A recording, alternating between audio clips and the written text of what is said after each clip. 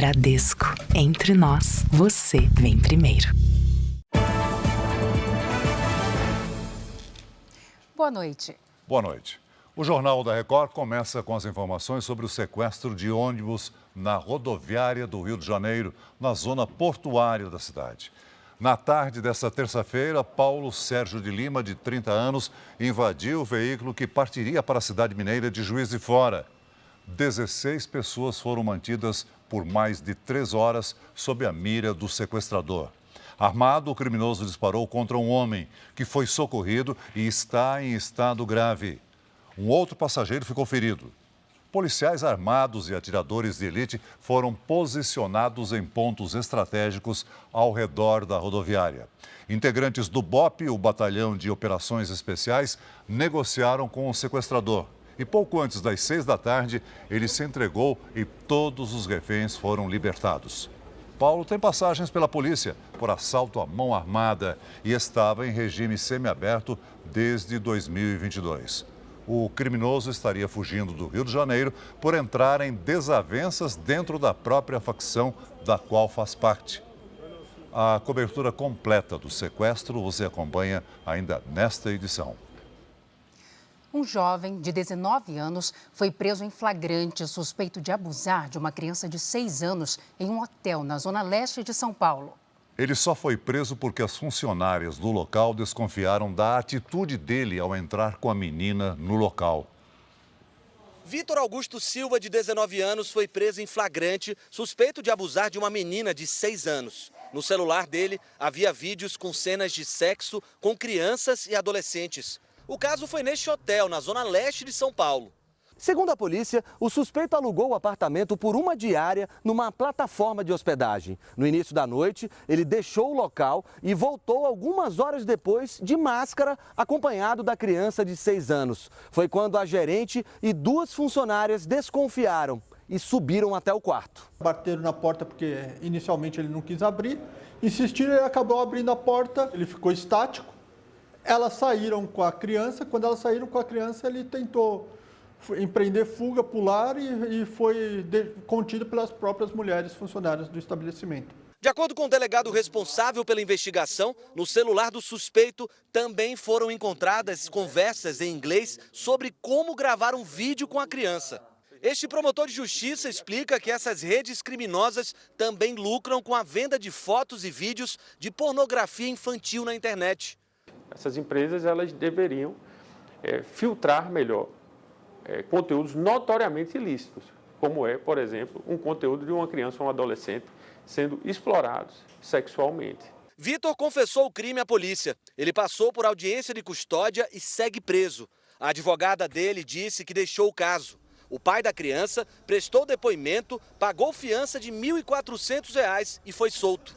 A polícia ainda investiga se ele sabia do abuso. Ele ficou com o abusador na delegacia e não demonstrou nenhum tipo de repulsa, o que normalmente ocorre num caso de um pai que tem a filha abusada. Ele vai ter uma reação instintiva de tentar agredir ou ameaçar o abusador. A menina foi levada para o Conselho Tutelar. Uma operação conjunta da Polícia Federal, da Receita Federal e da Secretaria da Fazenda Municipal de São Paulo cumpriu mandados de busca e apreensão contra uma organização suspeita de lavar dinheiro do tráfico de drogas. O grupo ainda é suspeito de crimes contra a ordem tributária. A operação começou ainda de madrugada. 60 policiais federais e 15 auditores fiscais da Receita Federal e da Fazenda Municipal de São Paulo cumpriram 15 mandados de busca e apreensão na capital, em Guarujá, no litoral, e nas cidades de Itu e Indaiatuba, no interior paulista. Mais de 20 relógios de grife avaliados em R$500 mil, 47 carros de luxo, 4 motos aquáticas e muito dinheiro em espécie. Tudo foi encontrado nas casas dos suspeitos. A investigação começou em 2022 e identificou transações financeiras suspeitas envolvendo empresas de fachada e laranjas usados para lavagem de dinheiro. O grupo é investigado por tráfico de drogas. Entre eles está um empresário que chegou a ser multado pela Receita Federal em 43 milhões de reais no ano passado. Também foram decretadas ordens judiciais para bloquear cerca de 1 bilhão de reais em contas bancárias de pessoas físicas e jurídicas. Os imóveis e veículos apreendidos são avaliados em mais de 60 milhões de reais. Veja agora outras notícias desta terça-feira. Inflação acelera, puxada pelos gastos com matrículas e material escolar. O governo anuncia a construção de 100 novos institutos federais com 140 mil vagas. TSE inaugura Centro de Combate às Fake News. Operação contra o tráfico de animais prende 3 pessoas no Rio de Janeiro. Esporte vai jogar com arquibancada vazia em punição por ataque a ônibus do Fortaleza. E o alerta de calorão nos próximos dias em 5 estados do país.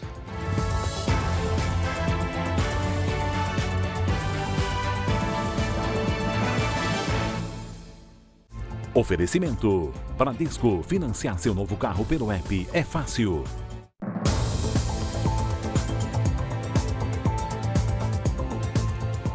Uma perícia foi feita hoje no Centro de Convenções, onde um jovem morreu eletrocutado em um festival de música no Rio de Janeiro. Food trucks chegaram a ser retirados do local, mas por determinação da polícia voltaram para o mesmo lugar onde estavam estacionados durante os shows.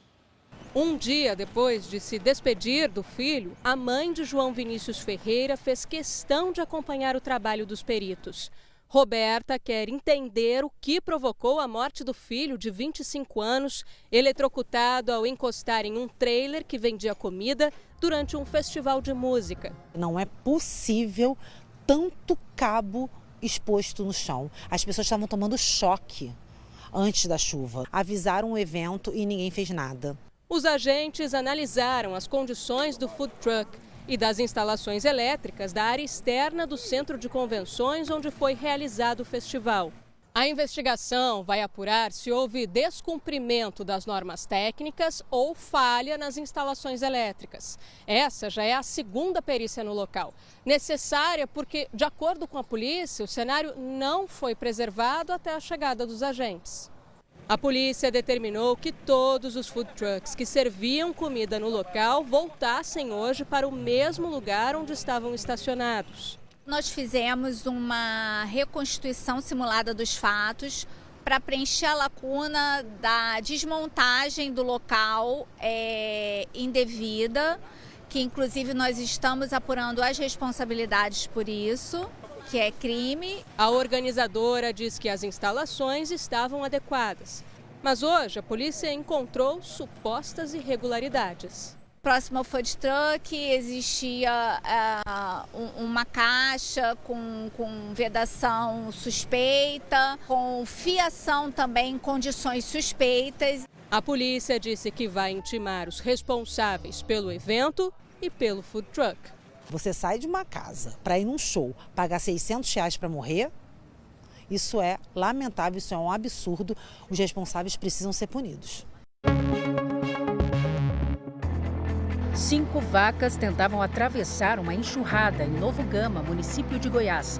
No vídeo, registrado por moradores, é possível ver quando os animais cruzavam uma estrada, até que pelo menos 3 vacas acabaram arrastadas pela força da água. Os animais foram resgatados por moradores da região. 3 pessoas foram presas hoje na região metropolitana do Rio de Janeiro durante uma operação da Polícia Federal para desarticular uma quadrilha especializada no tráfico de animais silvestres.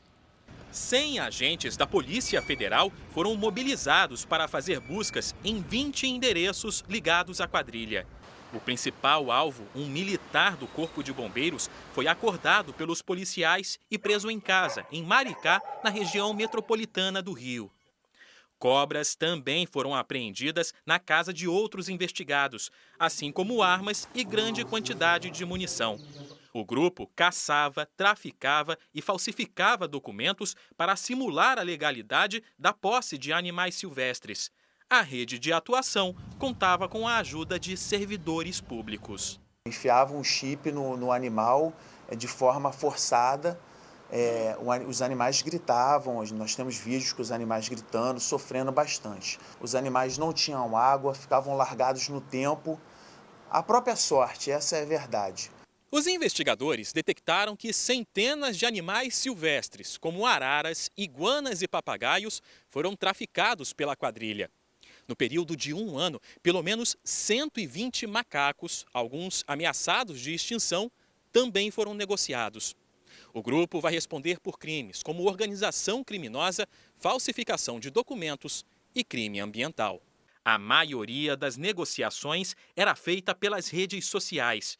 As investigações começaram no ano passado, após a apreensão de macacos na casa da influenciadora digital Nicole Bols. Ela ainda não se pronunciou. A mensagem é a seguinte: se não for de um criadouro legalizado, autorizado a realizar esse tipo de comercialização, esses animais só têm uma origem: o tráfico de animais silvestres. 6 pessoas foram presas em São Paulo em uma operação contra uma quadrilha de estelionatários. Eles enganavam as vítimas, principalmente idosos, para conseguir acesso aos dados do cartão de crédito. O prejuízo provocado pelo grupo passa de R$500 milhão. Os homens foram presos em cidades de São Paulo, mas são suspeitos de cometer os crimes em Minas Gerais. Eles eram investigados há quase 2 anos por integrar uma quadrilha que fez quase 70 vítimas. Essa quadrilha, nós temos informações que ela atuou em diversas cidades do estado de Minas Gerais, totalizando 68 ocorrências policiais já registradas em nossos sistemas. Segundo a polícia, os idosos eram a maioria das vítimas. Os estelionatários se passavam por funcionários dos bancos e ligavam para os clientes dizendo que as contas tinham sido clonadas. Na conversa, o golpista ainda usava estratégias para conseguir a senha da pessoa. Depois, enviavam um motoboy para recolher o cartão de crédito. De acordo com os investigadores, o próprio motoboy orientava os idosos a destruírem o cartão, mas o chip continuava intacto. Com isso, ainda era possível fazer saques e transferências bancárias. Até agora, 18 contas e R$1.300.000 foram bloqueados pela Justiça. São diversos crimes de estelionato que serão somados ao crime também de lavagem de capitais e organização criminosa, podendo chegar a mais de 25 anos de prisão. A quadrilha também é investigada por fraudes semelhantes em Santa Catarina e Pernambuco.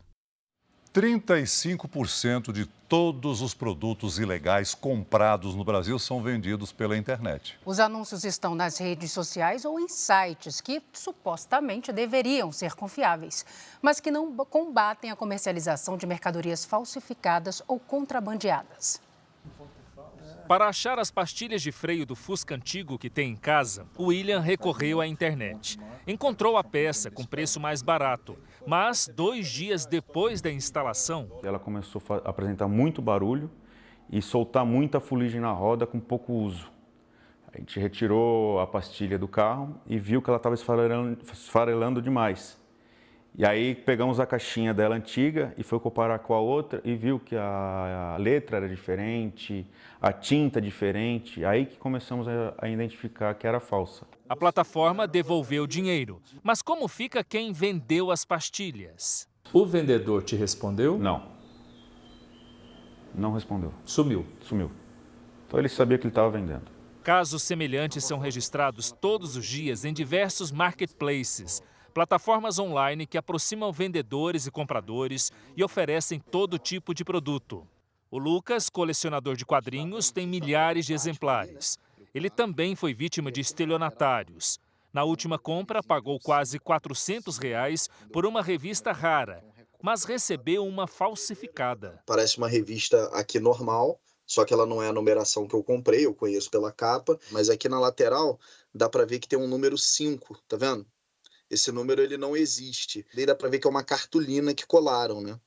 E aí você vê que não é acidental pelo seguinte, a revista está lacrada, né? Então ela está totalmente lacrada. Então quem fez adulterou, lacrou ela e entregou para varejista poder distribuir, né? Hoje, cerca de 35% dos produtos falsificados que chegam ao consumidor são comprados em sites de vendas online ou em redes sociais. Segundo a Associação Brasileira de Combate à Falsificação, Esse índice vem aumentando desde 2021. Até o início da pandemia, em 2020, não passava de 10% do total das denúncias. 1/3 das vendas de produtos falsificados acontece nas redes sociais. Golpistas usam o Facebook e o Instagram para anunciar mercadorias bem mais baratas. Smartphones, camisetas de marca, camisas de times, bolsas, pares de tênis. Tudo aqui é pirata. Porque ele coloca a foto de um produto original e aí o consumidor compra o produto e quando chega na residência, verifica que o produto é falsificado. A falsificação deixou de ser exclusividade de bolsas e roupas. Nesta apreensão, os fiscais recolheram milhares de óculos piratas em São Paulo. Num outro flagrante, encontraram um depósito de cervejas falsas. A associação encontrou ainda falsificações de ração animal, medicamentos e até de peças de automóveis. O prejuízo causado às indústrias e a perda de arrecadação de impostos chega a 100 bilhões de reais por ano. Especialistas alertam que é preciso desconfiar de preços muito baixos. Pesquisar a reputação da loja, desconfiar de preço muito abaixo do mercado. Segundo o Procon, mesmo que o vendedor seja outro, as plataformas de marketplace têm responsabilidade sobre a qualidade e a origem de tudo que é oferecido ao consumidor. Além de pedir a devolução do dinheiro, a vítima pode acionar a polícia. Está faltando um controle maior das plataformas, elas serem responsáveis por essa venda, porque querendo ou não, elas estão ganhando por isso. Após reclamar, o Lucas recebeu o dinheiro de volta, mas daqui para frente não quer mais arriscar. Então eu estou optando agora por fazer a compra em outros locais para evitar esse tipo de situação. A Meta, a empresa que controla o Instagram e o Facebook, disse em nota que usa tecnologia e funcionários para identificar conteúdos que violem as políticas da empresa. Afirmou ainda que incentiva os usuários a denunciarem as falsificações. A inflação oficial do Brasil acelerou em fevereiro e registrou quase o dobro do índice de janeiro. Essa alta foi motivada principalmente pelos gastos com educação, com o reajuste das mensalidades. Na casa da Iaiza, início de ano é sempre hora de colocar a mão no bolso. É o momento de comprar os materiais escolares dos filhos. No mês passado, a mensalidade do colégio também ficou mais cara. O que se pode conseguir, assim, tu paga em dia o desconto ali, mas é bem difícil, né? Então eu tento, a mensalidade não dá para mexer muito, então eu tento no uniforme, no material, nos livros, aí eu tento melhorar. Os gastos com produtos e serviços de educação subiram quase 5% em fevereiro na comparação com janeiro. O aumento provocou a aceleração da inflação, que saltou 0,83%, quase o dobro do registrado no mês anterior. Todos os custos de educação, eles são reajustados em fevereiro e março, então esse aumento é bastante grande acima de todos os demais itens já era esperado. Dos 9 grupos pesquisados pelo IPCA, o índice de preços ao consumidor amplo, 7 tiveram alta. Entre eles, alimentação e bebidas e transportes. Nos últimos 12 meses, a inflação acumula alta de 4,5%. Apesar de esperados, os reajustes no setor da educação pesam no bolso das famílias. Não tenho o que fazer, né? Eu tenho que comprar, não posso ficar sem comprar o material escolar deles, né? Também não abro mão da qualidade do ensino para eles. Então é algo que já está nos meus gastos ali, já está assim. Um levantamento do Instituto Fome Zero revelou que o número de pessoas que enfrentavam insegurança alimentar grave passou de 33 milhões em janeiro de 2022 para 20 milhões de pessoas em dezembro do ano passado. Ainda assim, 45 milhões de brasileiros sofrem com a insegurança alimentar moderada, que é quando a pessoa não tem certeza se vai fazer todas as refeições do dia. O estudo, encomendado pelo Ministério do Desenvolvimento e Assistência Social, concluiu que o aumento do salário mínimo e os repasses do programa Bolsa Família ajudaram a diminuir a fome no país. Em meio a uma disputa do União Brasil, 2 casas da família do presidente eleito do partido, Antônio Rueda, pegaram fogo em Pernambuco. As duas casas localizadas em um condomínio na praia de Toquinho, no município de Ipojuca, uma de Antônio Rueda e outra da irmã dele, a tesoureira do União Brasil, Maria Emília Rueda, pegaram fogo na noite de ontem. Não havia ninguém nas residências. A Polícia Civil de Pernambuco investiga as causas do incêndio. Rueda foi eleito para a presidência do União Brasil no mês passado e vai tomar posse dia 1º de junho. Ele não descarta a possibilidade de um atentado motivado por questões partidárias. Desde o dia 26 de fevereiro passado, uma série de ameaças têm sido perpetradas por parte do deputado Luciano Bivar contra Antônio Rueda. Esse cenário inicial se dá no contexto de uma disputa partidária e, num primeiro momento, a notícia, a gravação que mostra que o deputado Bivar ameaça diretamente Antônio Rueda e seus familiares. O deputado Luciano Bivar, atual presidente do União Brasil, que foi derrotado por Rueda nas eleições do partido, se defendeu das acusações. Ele também tem uma casa no mesmo condomínio dos incêndios. O que eu tenho conhecimento é que eram duas casas antigas que estavam com estruturas físicas comprometidas e eu acho que caberia investigar se tem até seguro sobre esses danos. E se houve um incêndio, que eu não vi até então, que ele ameaçou minha família, e tá certo, em represália também eu ameacei também. Eu disse, olha, eu vou acabar com sua raça política. A bancada do União Brasil na Câmara dos Deputados se reuniu na tarde de hoje, a portas fechadas, e deve abrir uma representação contra Luciano Bivar no Conselho de Ética da Casa. O Conselho de Administração da Petrobras vai mudar. Assunto para Luiz Fara Monteiro, direto de Brasília. Boa noite, Fara. Oi, Celso. Boa noite a você, a Salsi e a todos que sempre acompanham o JR aqui. Na semana passada, a empresa decidiu não pagar dividendos extraordinários aos acionistas. Hoje, o ministro Fernando Haddad conseguiu emplacar um nome na diretoria da empresa. Rafael Dubé, secretário adjunto do Ministério da Fazenda, foi indicado para o Conselho da Petrobras. O nome tranquilizou o mercado financeiro, porque foi uma indicação do ministro da Fazenda. Hoje, quem comanda o conselho da empresa é um indicado de Alexandre Silveira, ministro de Minas e Energia. No Congresso, a Comissão de Assuntos Econômicos do Senado convidou Jean Paul Prats, presidente da Petrobras, para dar explicações sobre a condução do caso dos dividendos e uma suposta interferência do presidente Lula. O ministro Rui Costa, da Casa Civil, é contra a distribuição dos recursos extraordinários e hoje, durante um evento no Palácio do Planalto, disse que a Petrobras não descumpriu regra alguma. A regra foi anunciada, foi cumprida, está dentro da lei, está dentro do estatuto da empresa, está dentro das normas de governança. Aonde está o problema? A avaliação aqui no Planalto é de que a opinião do presidente sobre a Petrobras era conhecida desde a campanha eleitoral e não vai mudar. Lula defende que a estatal priorize os investimentos na empresa e não a divisão de lucros para os acionistas. Apesar da posição do presidente, não há qualquer indicação de que haverá mudanças nas regras de divisão de lucros da petroleira. Lula foi aconselhado a deixar a fervura baixar e não falar, por enquanto, sobre a Petrobras. Lula anunciou pela manhã que serão construídos até o final de 2026 100 institutos federais em todos os estados do país.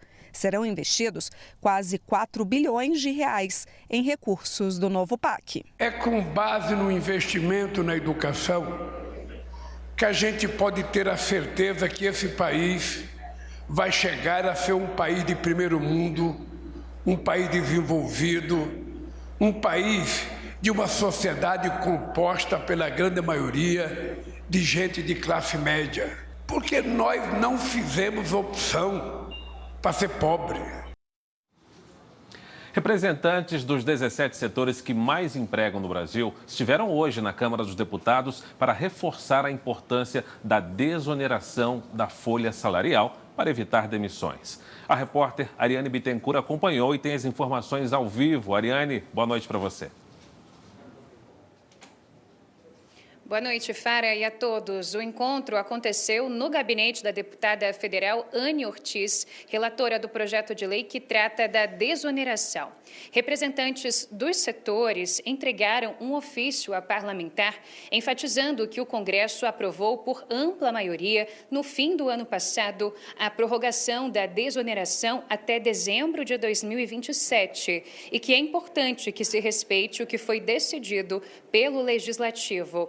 Os setores respondem por cerca de 9 milhões de empregos formais no Brasil. Vamos ouvir o que disse a deputada. O que nós temos que lembrar é que foi aprovado a política, da desoneração da folha até o final de 2027 e posteriormente derrubado o veto presidencial que vetou totalmente a aprovação do projeto. Então, a Câmara e o Senado, o Congresso Nacional, na sua representatividade total do povo brasileiro, que está representado aqui, manifesta mais uma vez o seu apoio a esta política pública que tem se mostrado eficaz, como mostram os números. Pois é, o governo enviou ao Congresso um projeto de lei com urgência que reonera de forma escalonada os impostos sobre a folha de pagamentos. O texto deve ser analisado pelo Senado nas próximas semanas. Fara? Obrigado pelas suas informações aqui no JR, Ariane. Daqui a pouquinho eu volto com outras notícias direto de Brasília. Celso. Até já, Fara. No noticiário internacional, o primeiro navio com ajuda humanitária chegou hoje à região da faixa de Gaza com suprimentos, o que não interrompeu os combates. Hoje, o grupo terrorista Hezbollah lançou mais de 100 foguetes do Líbano contra Israel. As sirenes de alerta foram ativadas em comunidades do norte de Israel. O Sistema Aéreo de Defesa de Israel interceptou o bombardeio e não houve relato de feridos. Em resposta, o exército israelense atacou posições do grupo terrorista no território libanês. O maior ataque do Hezbollah em 5 meses coincide com o início do Ramadã, o mês sagrado do islamismo. Em Jerusalém, o efetivo de policiais foi reforçado, principalmente na cidade antiga. Por questões de segurança, o governo israelense anunciou restrições de entrada na mesquita de Al-Aqsa, onde os muçulmanos se reúnem para rezar. Às sextas-feiras, principal dia do feriado islâmico, a entrada estará liberada apenas para homens com mais de 55 anos, mulheres com mais de 50 e crianças menores de 10 anos. A cidade antiga de Jerusalém é o principal local de celebração do Ramadã, mas Israel se preocupa também com a segurança na Cisjordânia, onde o exército aumentou o número de batalhões em prontidão. Enquanto não se chega a um acordo de cessar fogo na faixa de Gaza, a tensão permanece alta em toda a região. O território palestino recebeu hoje ajuda humanitária levada por um navio que saiu do Chipre. E na cidade de Rafah, no sul da faixa de Gaza, 68 crianças palestinas foram retiradas de um orfanato e levadas para a cidade de Belém, na Cisjordânia. Foi uma operação humanitária conduzida pela Embaixada da Alemanha em Israel. Um avião militar da Rússia caiu hoje com 15 pessoas a bordo. Todas morreram. A causa seria um incêndio em uma das turbinas. É possível ver as chamas em uma das turbinas antes mesmo da aeronave cair. O incêndio no motor é apontado pelo Ministério da Defesa da Rússia como a causa do acidente. A queda aconteceu logo após o avião de transporte militar decolar de uma base aérea no oeste do país. As 15 pessoas que estavam a bordo morreram. No mesmo dia, ataques com drones atingiram 2 depósitos de combustíveis e uma rede de energia em cidades russas. As ações não deixaram vítimas, mas as cidades ficaram sem luz. Por terra, russos que se opõem ao governo de Vladimir Putin usaram tanques para invadir regiões de fronteira com a Ucrânia. O governo de Kiev declarou que o grupo agiu de forma independente. Moscou diz ter repelido todos os ataques. Pelo mar, a Rússia se juntou à China e ao Irã para realizar exercícios militares em conjunto no Golfo de Omã. Segundo o Moscou, o objetivo do chamado Cinto de Segurança Marítima é proteger a atividade econômica da região. Segundo a OTAN, a Aliança Militar do Ocidente, a Rússia fabrica cerca de 250 mil munições de artilharia por mês, o que é maior do que a soma da produção da União Europeia e dos Estados Unidos. E de acordo com a Unesco, a Agência das Nações Unidas para a Educação, mais de 1.400 edifícios de instituições científicas da Ucrânia foram danificados nesses 2 anos de guerra. A restauração dessa infraestrutura vai custar o equivalente a mais de 6 bilhões e 200 milhões de reais. O Congresso americano ouviu hoje o depoimento do procurador especial que questionou a capacidade do presidente Joe Biden por causa da memória fraca. Os congressistas do Comitê Judiciário da Câmara queriam saber detalhes da investigação de Robert Hur.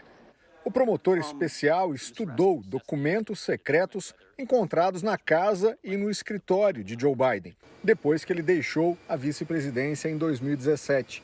No mês passado, o promotor apresentou um relatório em que descreveu Biden como um homem idoso e de memória fraca.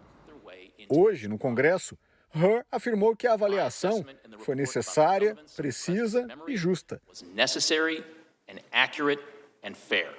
Ele explicou que Biden demonstrou estar confuso com datas. O presidente não teria lembrado que guardava os documentos secretos. A Casa Branca e o próprio Biden ficaram indignados com o questionamento sobre a saúde mental. Mas a sanidade e a capacidade do atual presidente têm pesado para os eleitores americanos. O ex-presidente Donald Trump e os aliados republicanos questionam a decisão do promotor especial. Trump enfrenta acusações criminais pelo mesmo motivo: guardar documentos sigilosos após deixar a Casa Branca. Os arquivos foram encontrados na casa do republicano aqui na Flórida. Trump nega irregularidades. Os democratas dizem que o tratamento é diferente porque Biden cooperou com as investigações.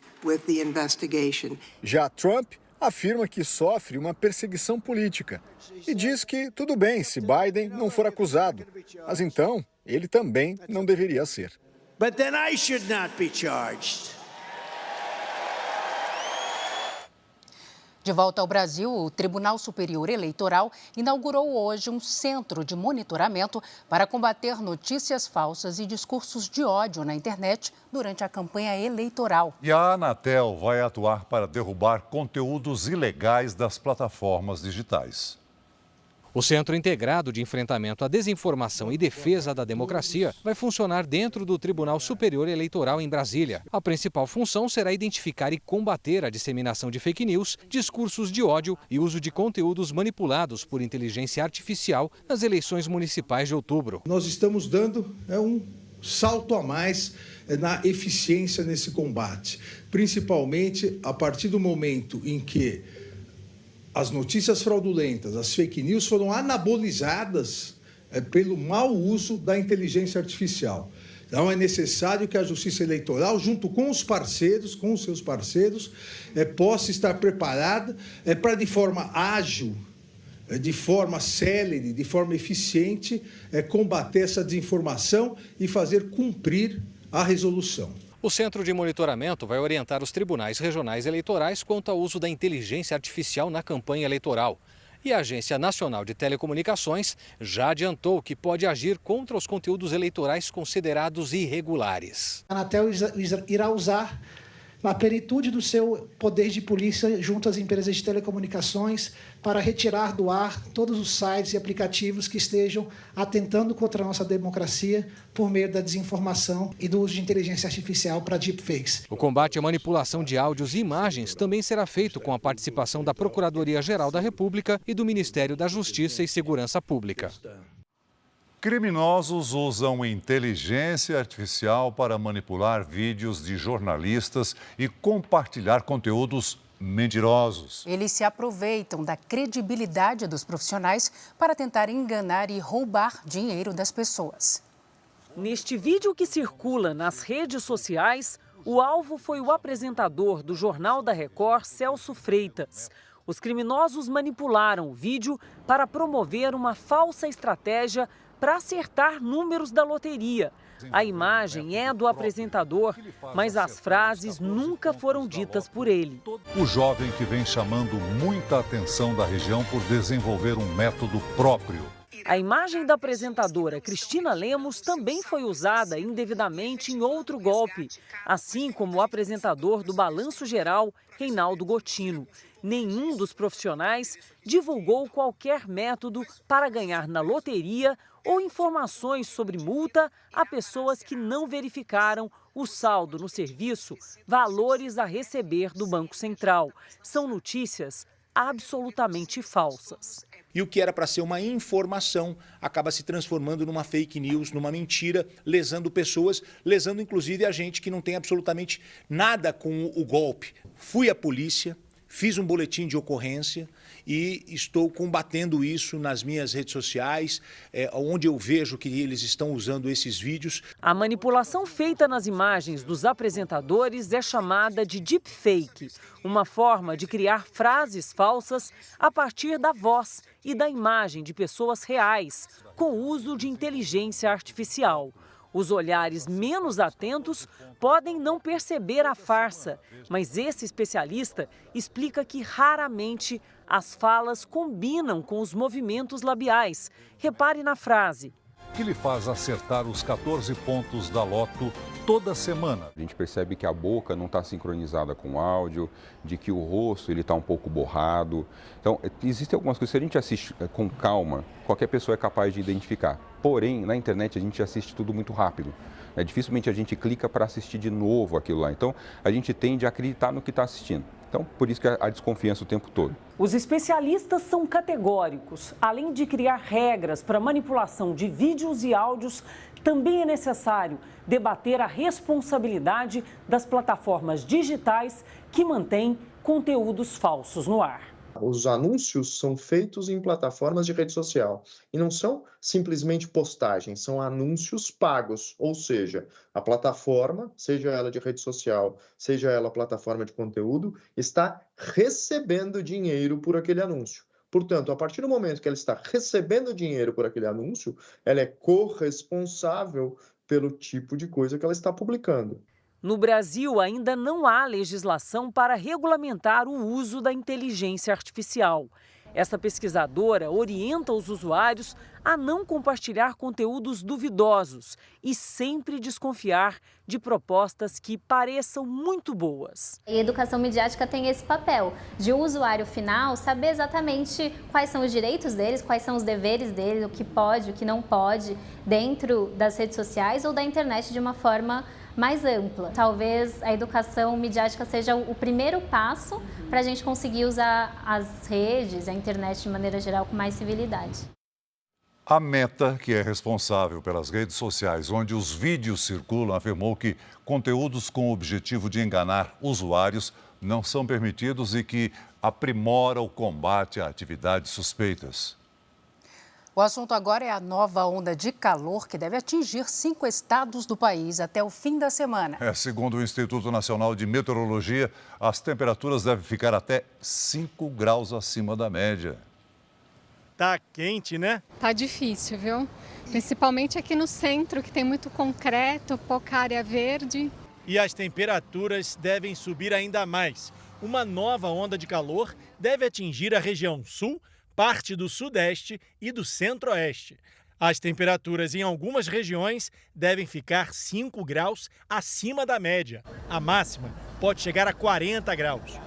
O INMET, o Instituto Nacional de Meteorologia, emitiu um alerta de perigo, que vale até o fim da onda de calor. Aqui em São Paulo, os termômetros devem marcar 35 graus. Por isso, a Prefeitura está instalando 10 tendas como essa aqui, que vão ter temperaturas mais amenas, para as pessoas se hidratarem e fugirem do calor. O aumento repentino das temperaturas é provocado pelo fenômeno El Niño, que aquece a superfície do Oceano Pacífico e altera a distribuição de umidade e calor no planeta. Haja ventilador, né? Tem que colocar em todos os cômodos, né? Porque ninguém aguenta.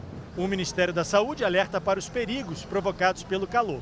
Crianças e idosos devem ter mais atenção, já que o tempo seco e a baixa umidade do ar podem provocar problemas respiratórios e aumentam o risco de infarto.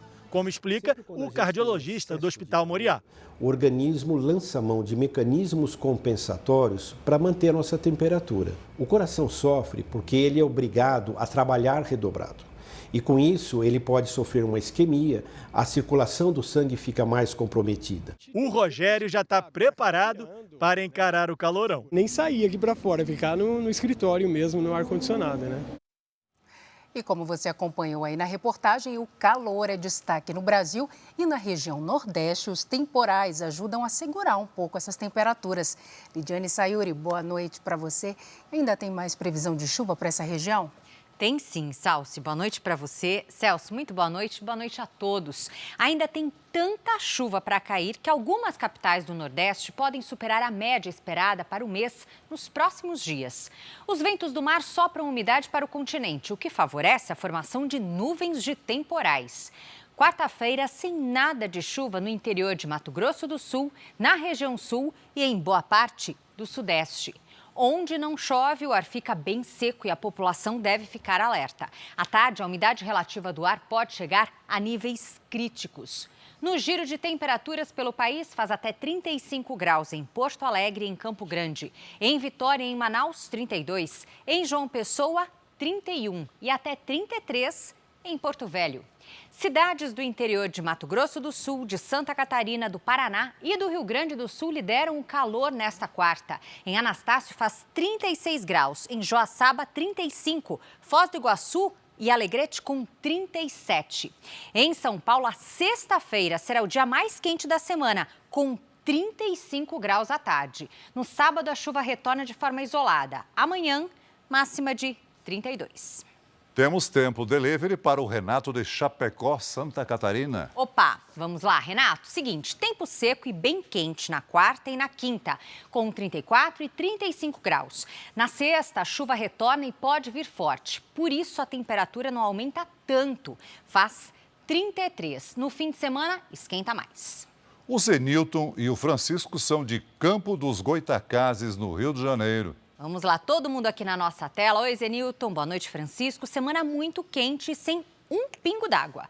Na quarta faz 33, na quinta 34, na sexta ainda mais quente com 35 graus. Mande seu pedido pelas redes sociais com a hashtag você no JR. Celso. Obrigada, Lid. Até amanhã, Lid. Veja a seguir, após 3 horas de negociação, sequestrador que fez reféns em ônibus no Rio de Janeiro se entrega à polícia. Você vai ver também, Justiça Desportiva pune o esporte por atentado cometido por torcedores do clube contra o ônibus da delegação do Fortaleza.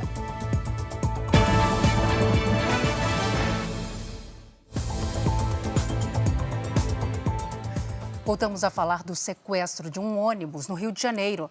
No meio da tarde, um criminoso armado fez 16 reféns no terminal rodoviário na zona portuária. O sequestro durou 3 horas. Um homem foi baleado pelo sequestrador e está internado em estado grave. Um outro passageiro também ficou ferido. A imagem de câmera de segurança mostra o desespero no saguão da rodoviária quando os disparos são ouvidos às 13h39 da tarde. Clientes e funcionários correm para se proteger. Estava chegando de Salvador, na hora que eu ia passando na roleta, começou a tirar. Aí a moça pediu para nós encostarmos na paredinha. Os tiros partiram de dentro deste ônibus, que estava parado na plataforma. O veículo foi sequestrado por um homem armado. Esta passageira, que prefere não mostrar o rosto, estava na porta do ônibus e conseguiu escapar. Eu desmaiei, fui para água de açúcar, a moça da rodoviária me deu água de açúcar e tudo, me colocou sentada na cadeira. 16 pessoas foram feitas reféns. Equipes de 3 batalhões e negociadores do Batalhão de Operações Especiais, o BOP, foram acionados. A rodoviária foi esvaziada às pressas. Do lado de fora, tumulto. Tem que voltar para casa com bagagem e tudo. O trânsito na região foi bloqueado. Atiradores de elite ficaram posicionados em pontos estratégicos. Um homem de 34 anos foi baleado no tórax e no abdômen. Passou por cirurgia e está em estado grave no hospital. Um outro passageiro foi atingido por estilhaços e atendido em um posto médico da rodoviária. Depois de mais de 3 horas de negociação, o sequestrador se entregou à polícia. Anunciamos que a ocorrência está encerrada. O tomador de refém se entregou à polícia militar. Os reféns foram retirados do ônibus e passaram por avaliação médica. O ônibus partiria às 2h30 da tarde para Juiz de Fora, em Minas Gerais. Foram vendidas 43 passagens. A aviação responsável lamentou o ocorrido e disse que oferece total apoio aos clientes e aos funcionários da empresa. O sequestrador Paulo Sérgio Lima, de 30 anos, foi encaminhado para uma delegacia da região. Ele já tinha sido preso por assalto à mão armada e estava no regime semiaberto desde 2022. Então vamos voltar ao vivo com a repórter Natália do Vigo. Ela tem as informações sobre o estado de saúde do passageiro que levou 3 tiros. Oi, Natália, boa noite. Boa noite, Salsi, Celso e a todos que nos assistem. O passageiro está em estado grave e foi identificado como Bruno Lima da Costa, de 34 anos. Ele ainda passa por uma cirurgia e já precisou de 6 bolsas de sangue. Segundo informações da polícia, o sequestrador do ônibus teria confundido Bruno com um policial. O criminoso, que se entregou depois de 3 horas de negociação com homens do BOPE, foi levado para a delegacia. Paulo Sérgio Lima, de 30 anos, pertence a uma facção da comunidade da Rocinha e tentava fugir do Rio, após se envolver em uma divergência com criminosos da própria facção.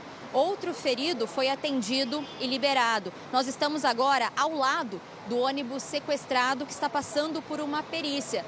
E como a gente consegue ver, as marcas de tiro estão por toda parte.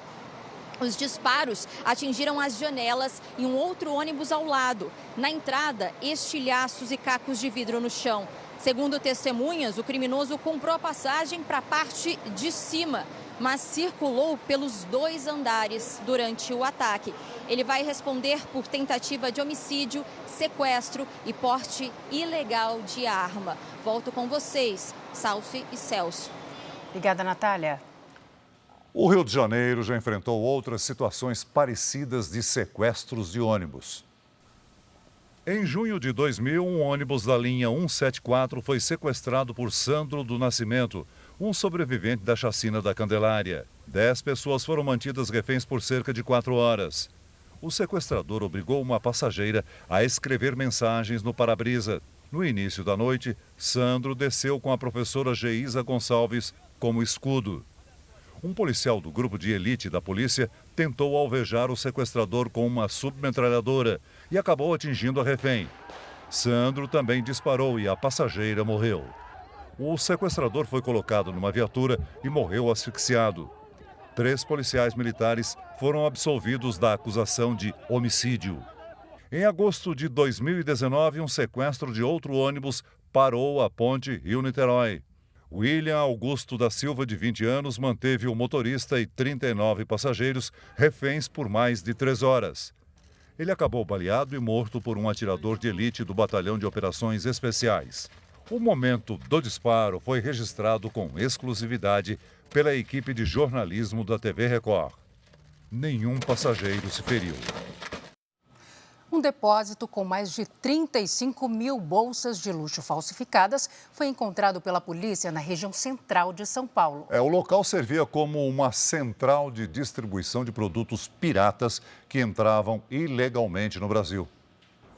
As bolsas apreendidas são réplicas de algumas das marcas mais famosas do mundo e foram encontradas durante uma investigação sobre a procedência de material falsificado vendido nos mercados populares de São Paulo.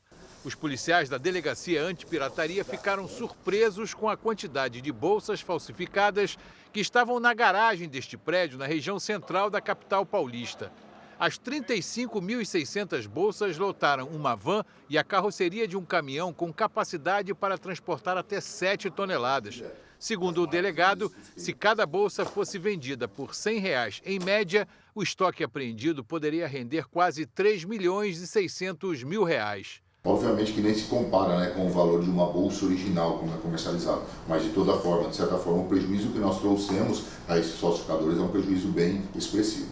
Segundo a Associação Brasileira de Combate à Falsificação, Parte dessas bolsas chega pelos portos. As cópias mais grosseiras vêm da China, as de melhor qualidade da Europa, principalmente Itália e Turquia. Mas muitas entram no Brasil pela fronteira terrestre com o Paraguai. E ainda há o desafio do comércio eletrônico. O problema do comércio eletrônico é a falta de fiscalização, a dificuldade na fiscalização, né, desse controle nas compras feitas pelo consumidor. No ano passado, segundo a BCF, por causa da falsificação de bolsas e acessórios de luxo, o governo federal deixou de arrecadar 10 bilhões de reais em impostos. Além disso, a pirataria desse material traz prejuízos à indústria, que perde faturamento. Ninguém foi preso por enquanto. Reduzir a falsificação também depende da conscientização dos consumidores. E normalmente por trás da falsificação tem vários outros crimes, né? Então você está alimentando um mercado não só da falsificação, mas de outras questões também, como por exemplo o trabalho em condições, né, similares à escravidão, que é uma coisa que acontece muito. O esporte foi punido pela Justiça Desportiva pelo atentado cometido por torcedores do clube contra o ônibus da delegação do Fortaleza. O Superior Tribunal de Justiça Desportiva determinou que o esporte jogue sem a presença da torcida as próximas 8 partidas em casa, organizadas pela CBF. Os jogos fora de casa que acontecerem neste período também não terão a venda de ingressos para a torcida do time. O clube ainda foi multado em R$80 mil. O caso foi julgado em primeira instância e cabe recurso. O ataque aconteceu no dia 22 de fevereiro, após a partida entre Sport e Fortaleza pela Copa do Nordeste. Integrantes de uma torcida organizada do time pernambucano atingiram o ônibus da equipe rival com pedras e explosivos. 6 jogadores ficaram feridos e ninguém foi preso. A Receita Federal liberou hoje o programa para a declaração do Imposto de Renda 2024. O contribuinte já pode preencher a declaração, mas o prazo para o envio do documento só começa na próxima sexta-feira. O programa pode ser baixado no site da Receita Federal. 3 pessoas foram presas numa operação do Ministério Público do Rio contra a exploração de sinais clandestinos de internet. A quadrilha é comandada por Rony Lessa e Maxwell Simões, presos pelas mortes da vereadora Marielle Franco e do motorista Anderson Gomes. 7 em cada 10 hospitais privados de São Paulo registraram aumento de internações por Covid-19 ou dengue no mês de março. O número de atendimentos nos pronto-socorros para estas doenças também cresceu em 82%. Os dados são do Sindicato dos Hospitais, Clínicas e Laboratórios do Estado. O programa Celular Seguro, que bloqueia aparelhos roubados ou perdidos, já ultrapassou a marca de 30 mil bloqueios desde que foi criado em dezembro do ano passado. 1.700.000 pessoas estão cadastradas na plataforma.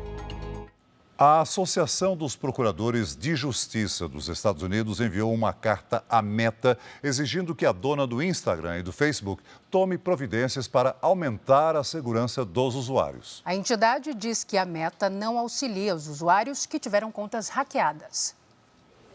Se você não passou por isso, alguém que você conhece certamente já enfrentou o problema. Uma conta hackeada em uma rede social.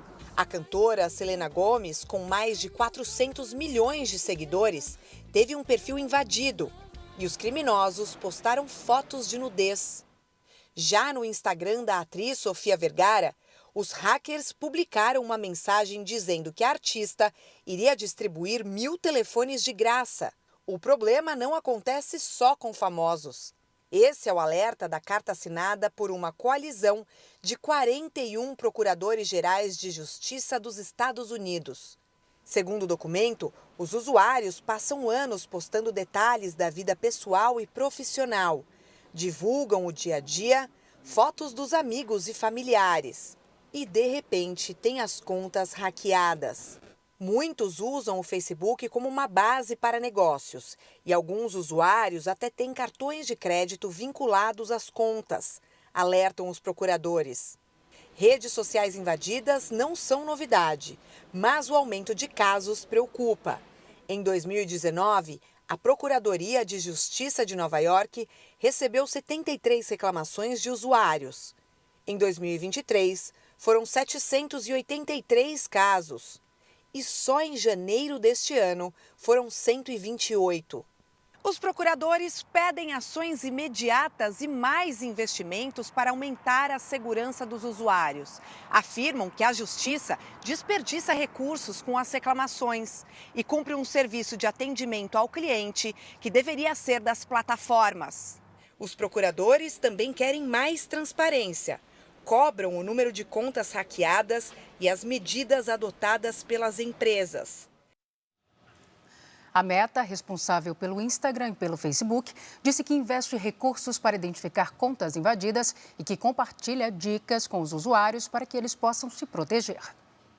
A coleta do açaí está entre as atividades mais perigosas do país e é considerada uma das piores formas de trabalho infantil. Sem equipamentos de segurança, os chamados peconheiros escalam árvores altas e são expostos a vários riscos. Este é o tema do documentário Filhos do Açaí, disponível no Play Plus.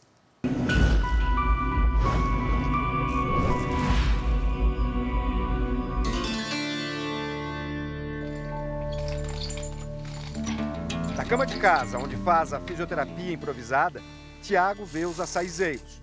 As árvores que trazem sustento até hoje também tiraram a capacidade de trabalhar.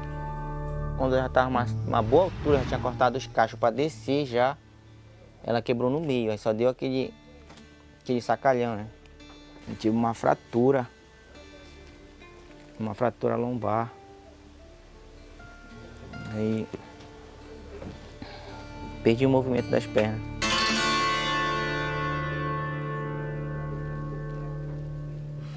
Os laudos descrevem fraturas múltiplas de coluna lombar e pelve, sequela permanente, paraplegia de membros.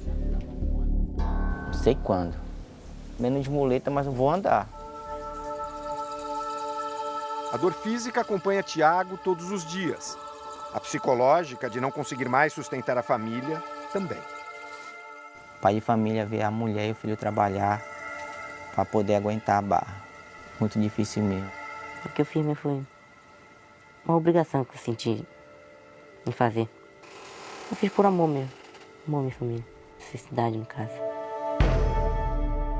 São situações como essa que muitas vezes fazem crianças e adolescentes assumirem responsabilidades para as quais não estão prontas. Tiago e o filho são peconheiros, os profissionais que mais se arriscam na cadeia produtiva do açaí. Eles colhem o fruto nas árvores que podem chegar a 20 metros de altura. O nome da função vem da peconha, o equipamento artesanal que eles usam para dar sustentação às pernas. Cair do açaizeiro não é o único risco.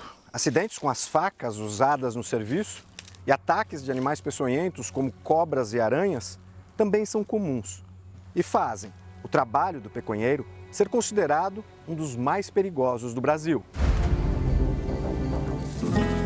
O peconheiro adulto é peconheiro desde criança.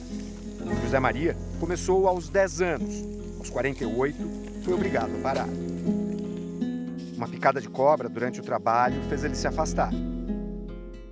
E na hora que eu cheguei, que eu fui jogar a peconha para mim subir, eu só vi aquilo se jogar na minha perna aqui. Ela pulou na minha perna.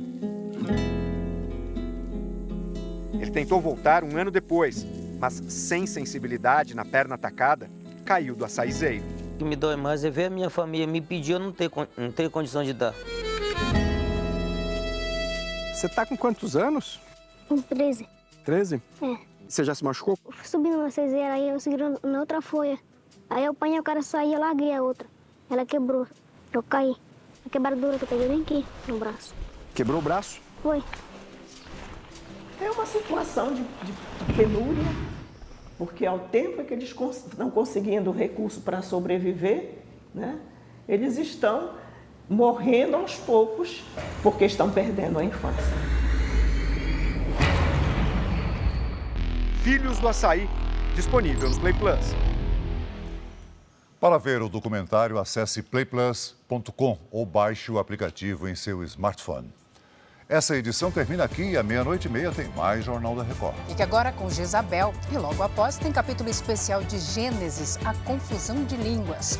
Em seguida tem o Cine Record Especial. Não perca. Boa noite para você. Boa noite.